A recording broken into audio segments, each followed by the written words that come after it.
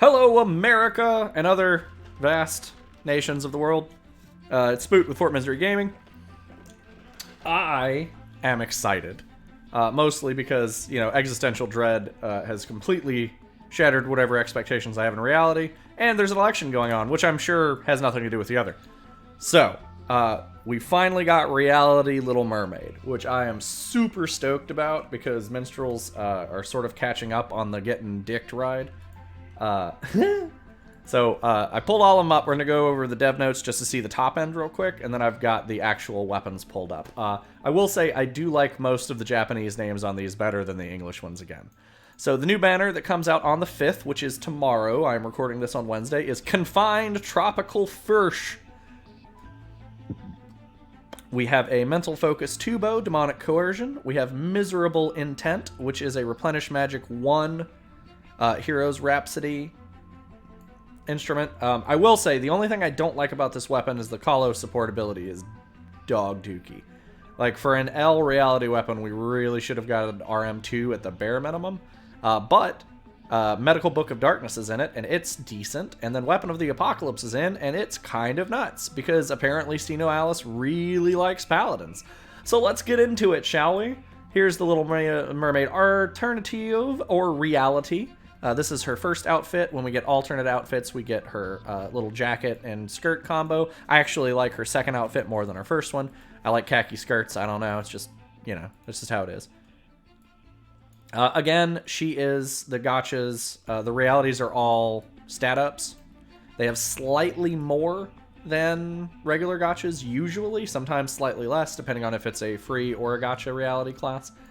For the most part, she's pretty even. It's mostly physical attack and defense. There's a little bit of magical attack. There's a little bit of magical defense. Not a ton of craziness.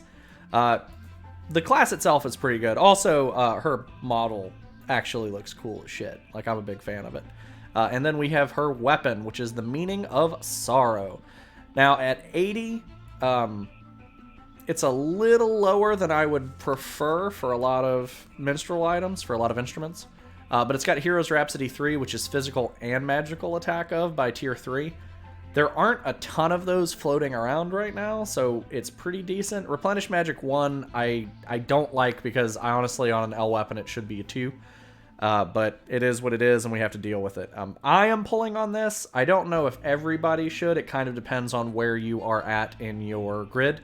If you have a lot of physical and magic attack ups, you could replace it. I have a lot of physical attack ups, and our guild is particularly magic attack up right now, so I need this to at least sort of split the difference. We have Coercion of the Devil, the bow, Mental Focus 2, deals tier 4 damage to one enemy. 5100 stats. If you're going gunner, this is pretty good. Like, Mental Focus kind of sucks, but it's the best thing that's not Dauntless Courage. It's an 18 cost, so it's not terrible to fit in. Most of these are 18 costs, I believe, with the exception of the spear. So, rip that, but it is what it is. I like the bow. I'm not a Vanguard, so I can't really speak on it past that, but just shy of 5200. It's 5128. It's got 1800 magical attacks, so it's pretty good on that. I don't know if you want to pull on this banner. Actually, if you're a magical attacker, you probably want to pull on this banner. Same thing if you're a Minsork. So you have the Medical Journal of Darkness, which is a 2 stat debuff to a possible 2 targets. It is a 22 SP cost, so it's a little bit, and it's an 18 cost on your grid. It's almost 5300 stats, though. Like, Armor Repair 2 is fine. Like, I'm not a huge fan of it, but, like, just the effect alone is definitely worth pulling on. So, Minsorks should get in on this. Hey, look, it's a Dauntless Courage spear.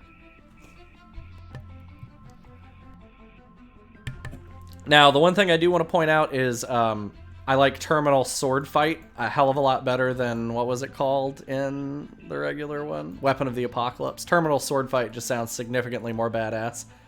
So it's Dauntless Courage 2. It's slightly under par on stats, so it's 4800, but DC 2 is essentially just a modifier at that point. So you have tier 3 damage to 1 to 2 enemies, 1700 magical attack on it, so that's pretty solid. So that's kind of how this one splits. If you're a Min or a Sork, it is probably worth... I do not know if they have said it is a... I don't think it's going to be a step up. I will have to check Twitter later. If it is, this is a no-brainer. Like, if you're a Vanguard, or if you're a Magic Vanguard, the bow and the spear are both pretty good. The bow less so, but the spear is still really, really solid. And if you're a rearguard support, Min or Sorcerer, both of these items are decent. Mostly because, like, the understats on the Harp don't let it sell you out. We don't have too many tier 3 double buffs for attack right now on the L period. So, like I said, it's a little underwhelming, but it fits a niche specifically that I need it to, so it is very, very good for me. So, end of discussion. Minstrels, look at your grid and see if you need it. Sorks, you should probably pull on that one. Attack debuffs are a premium right now, magical attack especially, so anything that does that is really good, and the stats on it are astounding. The class is okay. If you're a Little Mermaid stan, you definitely should pull. The spear itself is probably worth pulling, even if it is a little understated. The DC2 line is just really strong right now. So, free-to-play players, look at your grids. Rearguard, figure out what you're missing. I would say this instrument is probably worth pulling, and the book is definitely worth pulling. Some people are going to be very lukewarm on these, and that's fine. I'm not going to sell everybody on everything. But the magic attack on this is also very strong. Like, this is just kind of a weird coverall banner that I did not expect. Supposedly, we may be seeing Reality Dorothy next week, which would be really cool. So we don't really know where that's going to fall, but I'm liking the banner. I'm probably going to have a summon video on it tomorrow, so keep an eye out for that. So, end result, you should probably pull if you're a magical attacker or a minstrel or a sork. I think everybody else has less value in it, and I think minstrels and sorks, you're 50-50. Like, if you go through it and you don't get them, it's definitely a waste, but that's kind of how it always is in gachas, right? So, that's it for me. That's Spoot. Tell me what you're looking forward to. Tell me what you've pulled so far. Like, comment, subscribe, do that whole thing, and make sure to check out our Illusion Connect videos. We also have links towards the Milk Gaming crew and Elite Gaming in the Discord, so make sure to check them out. All right, have a good one, guys.